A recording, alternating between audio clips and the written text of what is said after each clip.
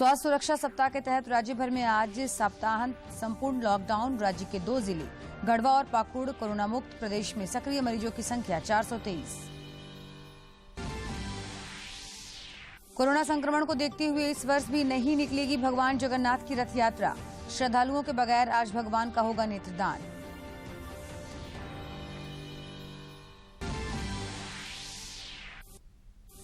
और मौसम विभाग ने राज्य के कई हिस्सों में 16 जुलाई तक बारिश की जताई संभावना। वज्रपात से बचने के लिए आम लोगों को पेड़ों और बिजली के खंभों से दूर रहने की दी सलाह।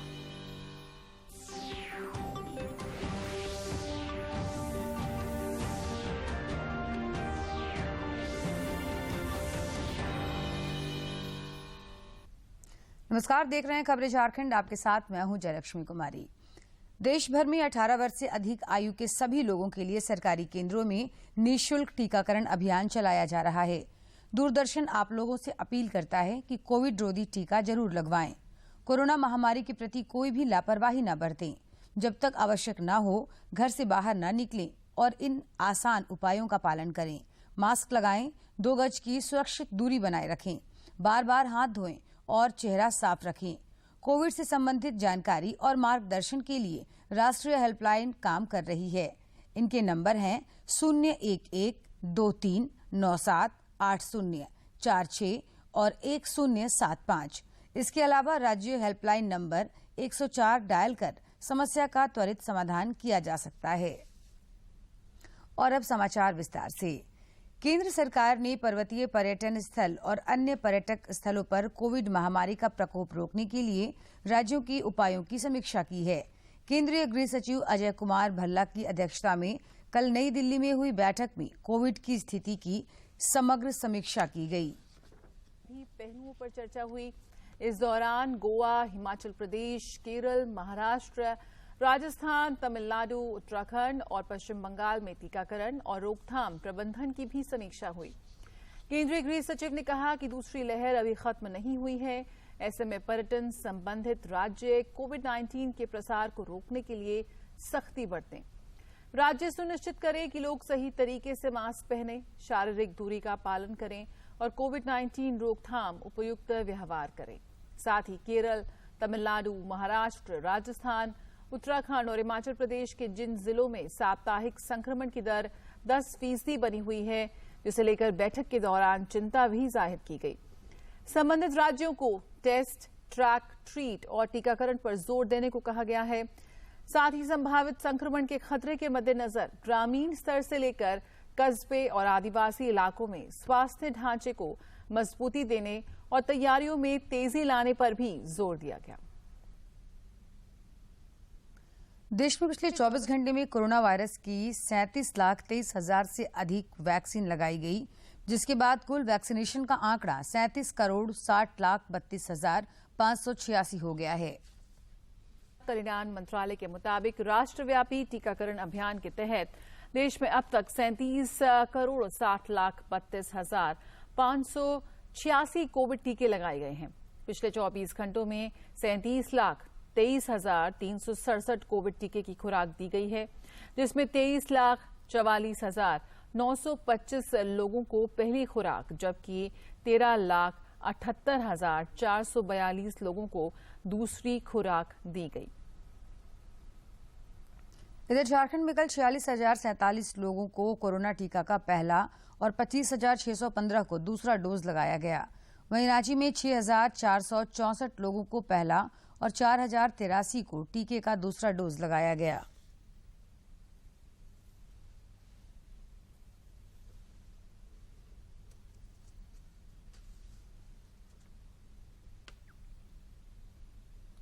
कोविड-19 के दैनिक मामलों में लगातार गिरावट जारी है। देश में पिछले 24 घंटे के दौरान कोविड के 41,506 नए मामले सामने आए हुए हैं। इसके साथ ही कुल सक्रिय मामलों की संख्या 4,54,118 हो गई है, जो 1.47% है। कोरोना से रिकवरी रेट 97.20% हो गई है। देश में साप्ताहिक पॉजिटिविटी रेट 2.32% है, जबकि दैनिक पॉजिटिविटी रेट 2.25% हो गई है। कोरोना से अब तक 2,99,75,064 लोग ठीक हुए हैं। पिछले 24 घंटों में 18,43,500 कोविड नमूनों की जांच की गई है। देश में अब तक 43,08,85,470 कोविड नमूनों की जांच हो चुकी है। झारखंड में स्वास्थ्य सुरक्षा सप्ताह के तहत आज सप्ताहांत संपूर्ण लॉकडाउन है, जो कल सवेरे 6 बजे तक रहेगा। इस दौरान स्वास्थ्य सेवा, मिल्क बूथ और पेट्रोल पंप समेत आवश्यक सेवाओं को छूट दी गई है। वहीं बसों के परिचालन पर कोई रोक नहीं है। लोग टिकट के साथ बस, रेल और हवाई जहाज से सफर कर सकते हैं।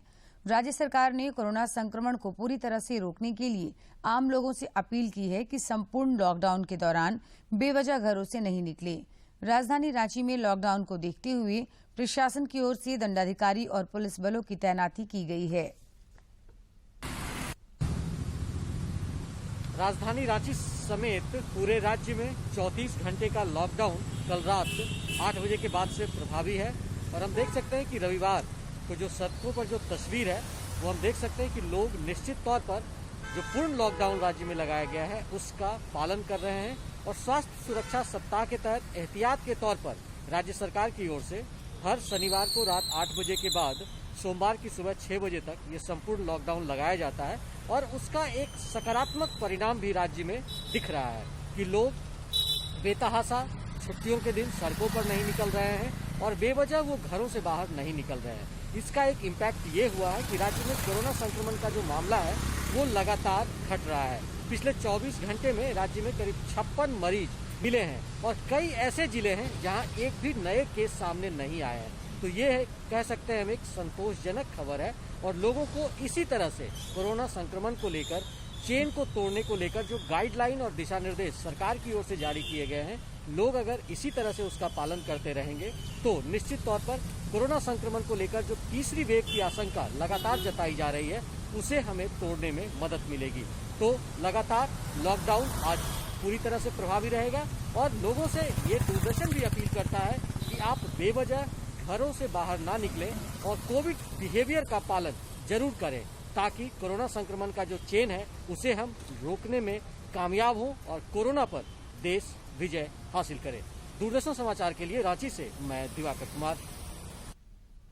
राज्य में पिछले 24 घंटे में कोरोना के 56 नए संक्रमित मिले हैं, जबकि 82 मरीज स्वस्थ हुए हैं। प्रदेश में अब सक्रिय मरीजों की संख्या घटकर 423 हो गई है। राज्य के 2 जिले गढ़वा और पाकुड़ में अब कोरोना की एक भी सक्रिय मरीज नहीं है। झारखंड में कोरोना संक्रमितों के स्वस्थ होने की दर राष्ट्रीय औसत से बढ़कर 98.39% हो गई है, जबकि स्वस्थ होने की राष्ट्रीय औसत 97.20% है।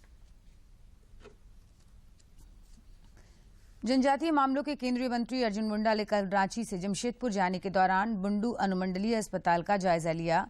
इस दौरान उन्होंने अस्पताल में बेहतर सुविधा बहाल करने का निर्देश दिया। श्री मुंडा ने कहा कि बुंडू अनुमंडलीय अस्पताल में भी ऑक्सीजन प्लांट लगाकर सभी बेडों को पाइपलाइन से जोड़ने की आवश्यकता है।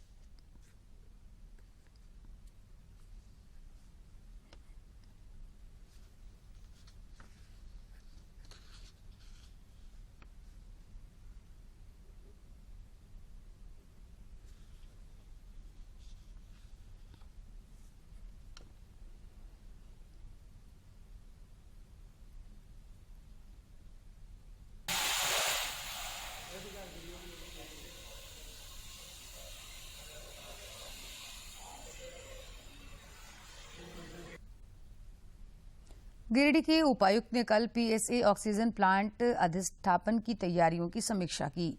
इस दौरान उपायुक्त ने बताया कि जिले के सदर अस्पताल, सीएचसी बगोतर और एएनएम बहरोमिया में पीएसए प्लांट का निर्माण कार्य जल्द शुरू होगा, जिससे जिले में ऑक्सीजन की पर्याप्त उपलब्धता सुनिश्चित होगी।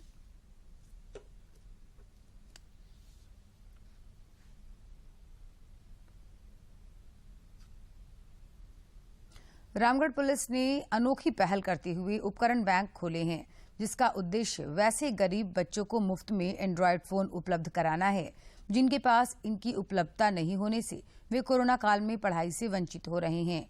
इसी क्रम में कल रामगढ़ के पुलिस अधीक्षक प्रभात कुमार ने 10 बच्चों को ऑनलाइन शिक्षा ग्रहण करने के लिए नया मोबाइल फोन मुहैया कराया। मौके पर पुलिस अधीक्षक ने बताया कि झारखंड पुलिस पूरे राज्य में उपकरण बैंक खोल रही है। उपकरण बैंक में जिले के आम नागरिक और कॉरपोरेट जगत के लोग एंड्रॉयड फोन जमा करा सकते हैं।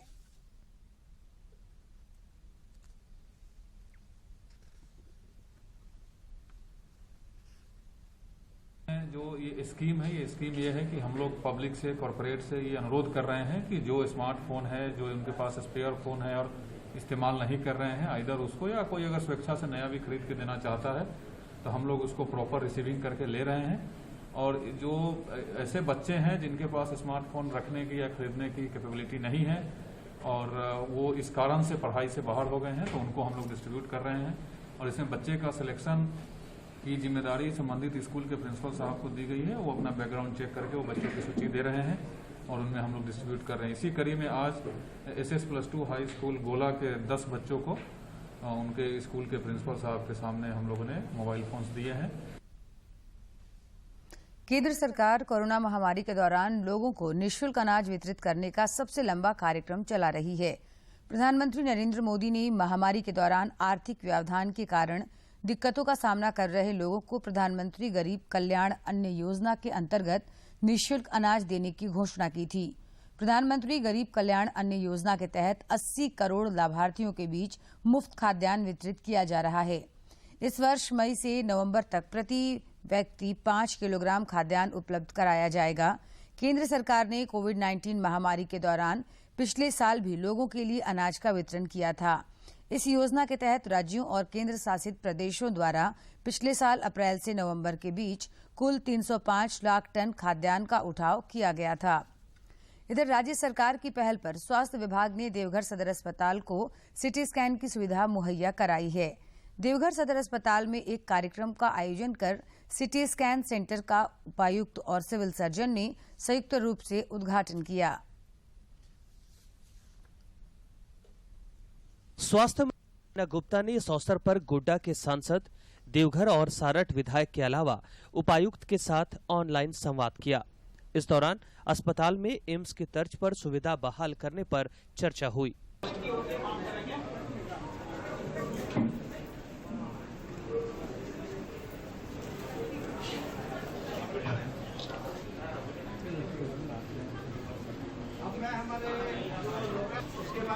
उपायुक्त मंजुनाथ भजंत्री ने कहा कि देवघर सदर अस्पताल में सिटी स्कैन की सुविधा बहाल होने से देवघर के अलावा सीमावर्ती बिहार से आने वाले मरीजों को भी लाभ होगा। ये जो पब्लिक प्राइवेट पार्टनरशिप के माध्यम से हमारे आदरणीय स्वास्थ्य मंत्री महोदय ने आज ये सीटी स्कैन का और लोकार्पण किया यहाँ सदर अस्पताल में। ये पूरा देवघर के लिए और इवन पूरा संताल परगने के लिए बहुत उपयोगी होगी। तो इस सीटी स्कैन की जो संचालन जो कर रहे हैं, जो सरकार जो रेट फिक्स किया हुआ है उसी के अंतर्गत करेंगे और जो BPL कार्डधारी है उसको जो है वो फ्री में रहेगा, जो राज्य सरकार उसको बेयर करेगी। तो ये सभी के लिए खासकर बहुत अच्छी शुरुआत है। समाचारों का सिलसिला जारी रहेगा, लेकिन एक छोटे से विराम के बाद।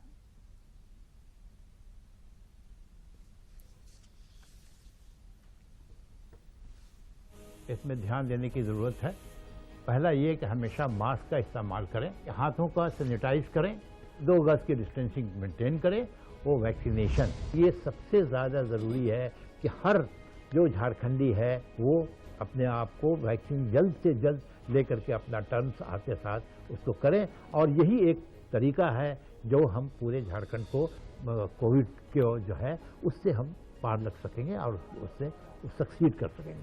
कोरोना पूरा देश दुनिया में चलल है, इकर से बाचे के चाहिए। सरकार जे 2 टीका निकलाए है, वो टीका का नाम है कोवैक्सीन और कोविशील्ड। ये दोनों टीका तो लेके चाहिए, संगे संगे मास्क पहने के चाहिए और 2 गज कर दूरी बनाए के रहे के चाहिए और घर से बाहरे बेकाम कर वगैरह नहीं जाए के चाहिए। यही हमार रोनी से निवेदन है। ब्रेक के बाद आपका स्वागत है। कोरोना संक्रमण को देखते हुए राज्य सरकार ने इस वर्ष भी भगवान जगन्नाथ की रथ यात्रा नहीं निकालने का निर्णय लिया है।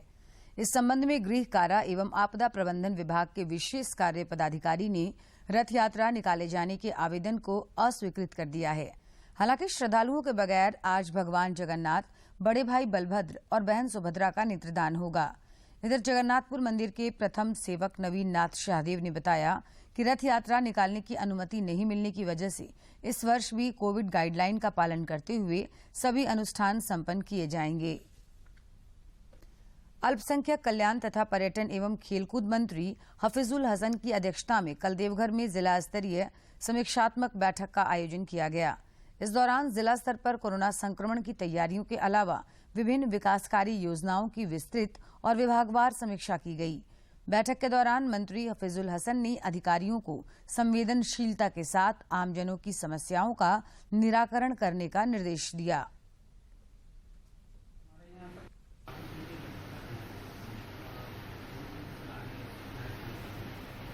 पहली बार हम मंत्री बन के पहली बार हम बैठक किए, सब जिला पदाधिकारी के साथ कि कैसे क्या करना है, तो गेट टुगेदर भी हो गया, सबसे मिल भी लिए जी, और आगे का प्लानिंग कि हम लोग को बढ़िया से जिला चलाना है, एक दूसरे को सहयोग करना है। वन महोत्सव के मौके पर कल लोहरदगा जिले के हिरही स्थित समर्थक आवासीय विद्यालय परिसर में वन विभाग के सहयोग से पौधारोपण किया गया।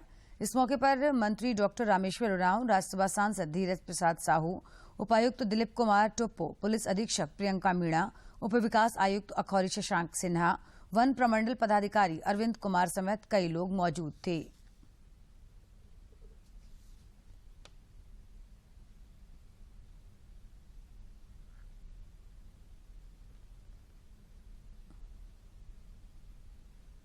बिरसा हरित ग्राम योजना के तहत मनरेगा अंतर्गत राज्य भर में पानी रोको पौधा रोपो अभियान के फेज 2 का आयोजन 10 जुलाई से 28 जुलाई तक किया जा रहा है।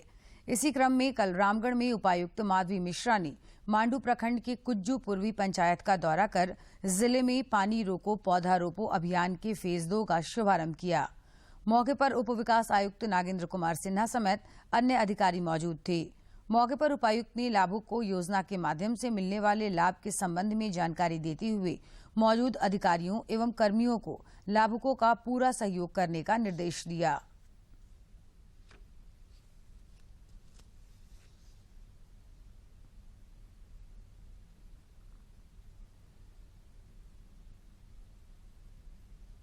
मौसम विभाग ने रांची समेत राज्य के कई हिस्सों में 16 जुलाई तक बारिश होने की संभावना जताई है।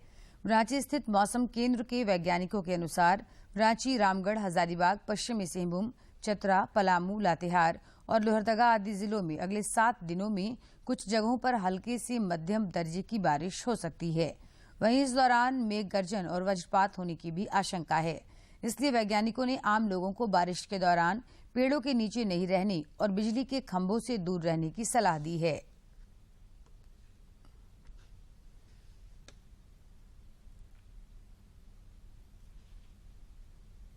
पड़ोसी राज्य बिहार में बाढ़ की स्थिति लगातार गंभीर बनी हुई है। राज्य के उत्तरी भाग के 10 जिले बाढ़ से प्रभावित हैं, जहां प्रशासन की ओर से युद्ध स्तर पर राहत और बचाव कार्य जारी है। बचाव के काम में लगा हुआ है। दरभंगा में जमींदारी बांध के 2 जगह टूट जाने से 21 पंचायतों की आबादी प्रभावित हुई है। उधर पूर्वी चंपारण के लाल बेगिया घाट, अहिरवालिया, मुजफ्फरपुर के सिकंदरपुर के और समस्तीपुर के रोसड़ा में बूढ़ी गंडक नदी खतरे के निशान से ऊपर बह रही है। मुजफ्फरपुर के रुन्नी, सैदपुर, बेनीबाद, दरभंगा के हायाघाट में बागमती नदी का जलस्तर खतरे के निशान से ऊपर है। दरभंगा के कमतौल और एकमी घाट में अधवारा नदी लाल निशान से ऊपर बह रही है। मधुबनी के झंझारपुर में कमला बालान नदी, खगड़िया के बलतारा में कोसी नदी, पूर्णिया के ढेंगरा घाट में महानंदा और अररिया में परमान नदी का जलस्तर खतरे के निशान से ऊपर है। समस्तीपुर जिले में बूढ़ी गंडक सहित अन्य नदियों के जलस्तर में वृद्धि से कई इलाकों में बाढ़ का पानी फैल गया है। समस्तीपुर दरभंगा रेलखंड के डाउन लाइन पर ट्रेनों का परिचालन बंद है। खगड़िया सदर प्रखंड के मथुरा गांव के लोग बागमती नदी की कटान से परेशान हैं। मौसम विभाग ने अररिया, औरंगाबाद, पूर्वी और पश्चिमी चंपारण के साथ साथ सीमांचल के कुछ जिलों में हल्की से औसत बारिश होने की संभावना जताई है। टूटा नहीं है, टूटने के कगार पर तो कई जगह पर था, जैसे कोठिया में वार्ड नंबर 1 में था, मंगरथू में था, और सब रिपेयर हो गया है और पानी अभी स्थिर भी हो गई है, इसलिए अब कोई बांध का खतरा नहीं। माधोपट्टी में भी वेडिस रहा था, उसका भी रिपेयर हो गया है। पंचायत तो लगभग 21 पंचायत प्रभावित हो गए हैं, 21-22 पंचायत प्रभावित हो गए हैं, जिसमें 12-13 पंचायत जो है बहुत खराब स्थिति में है। जिस हिसाब से बांध टूटा हुआ है, अभी तो मरम्मत बढ़िया से हो रहा है। अगर नहीं बांधता तो बहुत सारा गांव में पानी जो है फैल जाता। अभी तक तो लगभग जो है पिंडारुच, इधर हो गया बुलबुलिया, इधर मझगामा, इस सब में पानी पहुंच गया है सर यहाँ का। प्रधानमंत्री नरेंद्र मोदी 25 जुलाई को आकाशवाणी पर मन की बात कार्यक्रम में देश विदेश के लोगों के साथ अपने विचार साझा करेंगे। मासिक रेडियो कार्यक्रम की ये 69वीं कड़ी होगी। प्रधानमंत्री ने लोगों को ऐसे विषयों पर विचार साझा करने के लिए आमंत्रित किया है जिनके बारे में कार्यक्रम की आगामी कड़ी में वे अपने विचार रख सकें। लोग अपने विचार नमो ऐप या माईगॉव ओपन फोरम में साझा कर सकते हैं। वे टोल फ्री नंबर 1800-11-7800 पर भी डायल कर सकते हैं और हिंदी या अंग्रेजी में प्रधानमंत्री के लिए संदेश रिकॉर्ड करा सकते हैं। फोन लाइन्स 22 जुलाई तक खुली रहेंगी। लोग 1922 पर मिस्ड कॉल दे सकते हैं और SMS लिंक प्राप्त कर प्रधानमंत्री को सीधे अपने सुझाव दे सकते हैं। टोक्यो ओलंपिक खेल शुरू होने में अब मात्र 13 दिन ही बचे हैं। आइए हम सब मिलकर टोक्यो ओलंपिक में जाने वाले भारतीय एथलेटिक्स का हौसला बढ़ाएं।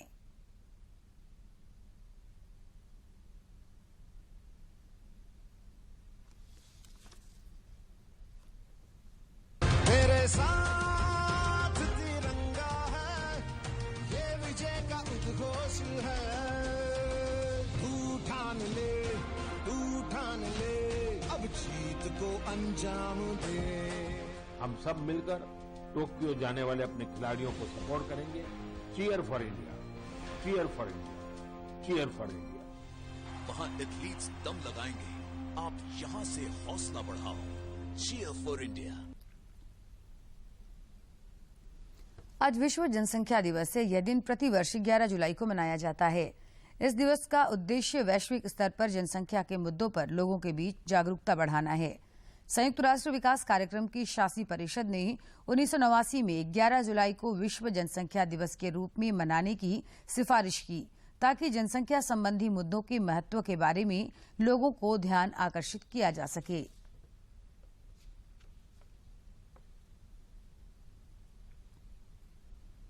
केंद्र एवं राज्य सरकारों की विभिन्न जन कल्याणकारी योजनाओं के माध्यम से जामताड़ा जिले के ग्रामीण अर्थव्यवस्था को मजबूत बनाने के लिए कई स्तर से लगातार प्रयास कर रहे हैं। मुख्यमंत्री पशुधन योजना के तहत कल जिले के जामताड़ा एवं नारायणपुर प्रखंडों में शिविर लगाकर लाभुकों के बीच निःशुल्क बकरा वितरण किया गया। जामताड़ा जिला प्रशासन एवं पशुपालन विभाग की ओर से जिले के ग्रामीण क्षेत्रों में चरणबद्ध शिविर का आयोजन कर योग्य लाभुकों के बीच बत्तख, मुर्गी एवं बकरा वितरण किया जा रहा है। मुख्यमंत्री पशुधन योजना के माध्यम से लाभुकों के बीच बकरा वितरण इसी की एक कड़ी है। योजना का लाभ पाकर ग्रामीणों के बीच खुशी एवं उत्साह का माहौल देखा गया। तो अच्छा से हम पालन करेंगे बकरी से। मेरा तो कोई रोजगार नहीं है, इसलिए अच्छा से हम उसको पालन करेंगे। जिला पशुपालन पदाधिकारी मनोज कुमार सिन्हा ने कहा कि योजना का लाभ लेकर ग्रामीण आत्मनिर्भरता की ओर अग्रसर हो सकेंगे। ग्रामीण स्वरोजगार के माध्यम से अपनी आय वृद्धि कर सकेंगे।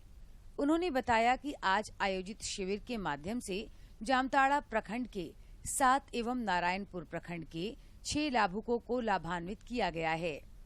विकास योजना के अंतर्गत जामताड़ा एवं नारायणपुर प्रखंड के लाभुकों का बकरा विकास योजना अंतर्गत परिसंपत्ति का वितरण किया गया, जिसमें नारायणपुर के 6 लाभुक और जामताड़ा के 7 लाभुक लाभान्वित हुए। सरकार की जन कल्याणकारी योजनाओं का लाभ लेकर ग्रामीण खुशहाली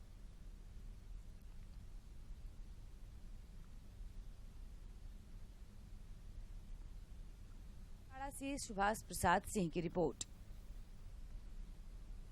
किसानों को आत्मनिर्भर और खुशहाल बनाने की दिशा में जल छाजन का एक महत्वपूर्ण भूमिका है। रांची के किसान भी इस पद्धति को अपनाकर गांव के लिए खुशहाली का रास्ता तैयार कर रहे हैं। रांची के तिरला के ग्रामीणों ने जल छाजन पद्धति को अपनाकर आसपास के गांव के लिए एक नजीर पेश की है। पहाड़ी पर बसे इस गांव के लोगों ने लगातार 3 महीने तक श्रमदान करके भूमिगत जल और बारिश के पानी के बेहतर इस्तेमाल का एक अनूठा प्रयास किया है। हम लोग इस गांव से पूरा 21 परिवार हैं। इस परिवार से मिलजुल के श्रमदान से हम लोग उस पाइप को इस जंगल से पूरा पत्थर उथर बहुत सारा पत्थर है, इसको खोद के कम से कम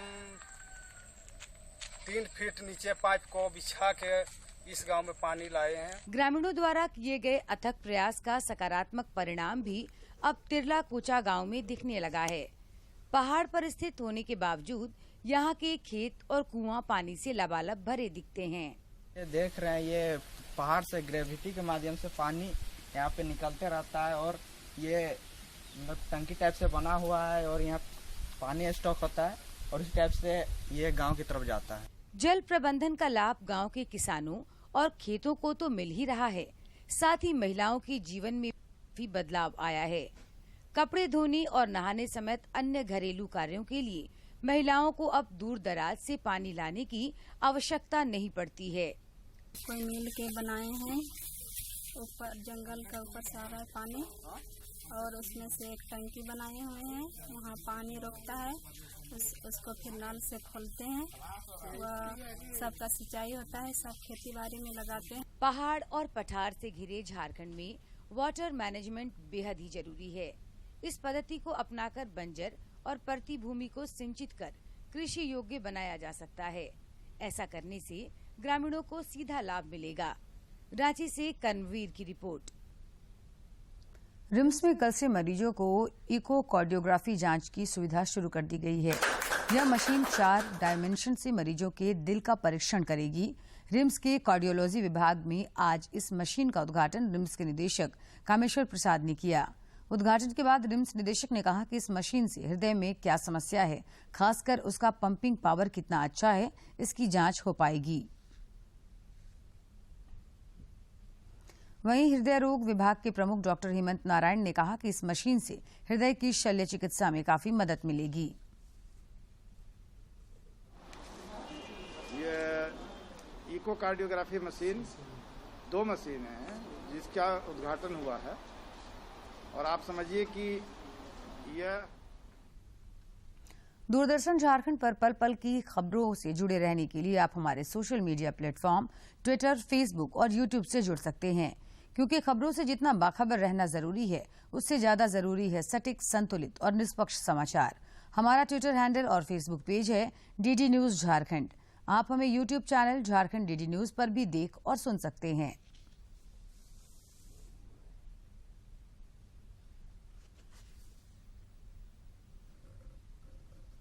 कोरोना का खतरा अभी टला नहीं है।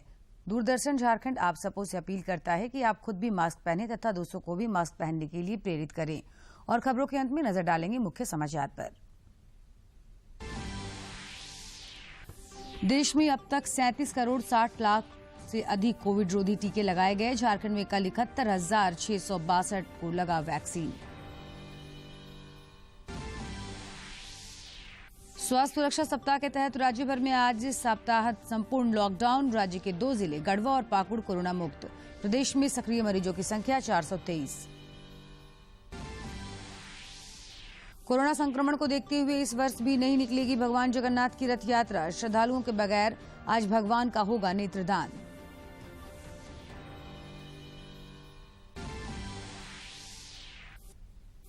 और मौसम विभाग ने राज्य के कई हिस्सों में 16 जुलाई तक बारिश की जताई संभावना। वज्रपात से बचने के लिए आम लोगों को पेड़ों और बिजली के खंभों से दूर रहने की दी सलाह।